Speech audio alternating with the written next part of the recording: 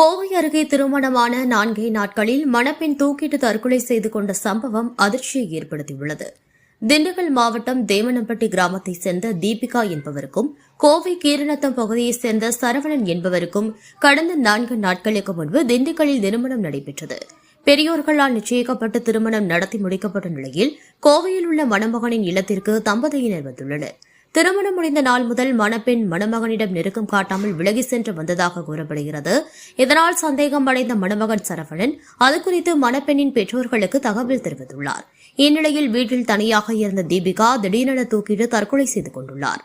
இதனிடையே திண்டுக்கல்லில் இருந்து சொந்த ஊர் திரும்பி வந்த சரவணனின் பெற்றோர்கள் இதை பார்த்து அதிர்ச்சியடைந்து காவல்துறைக்கும் மணப்பெண்ணின் வீட்டிற்கும் தகவல் தெரிவித்துள்ளனர். சம்பவ இடத்திற்கு வந்த கோவில்பாளையம் போலீசார் உடலை கைப்பற்றி பிரேத பரிசோதனைக்கு அனுப்பி வைத்த நிலையில் வழக்கு பதிவு செய்து விசாரணை நடத்தி வருகின்றனர். திருமணமான 4 நாட்களில் மணப்பெண் தூக்கிட்டு தற்கொலை செய்து கொண்ட நிலையில் கோட்டாட்சியர் விசாரணையும் நடைபெற்று வருவது குறிப்பிடத்தக்கது.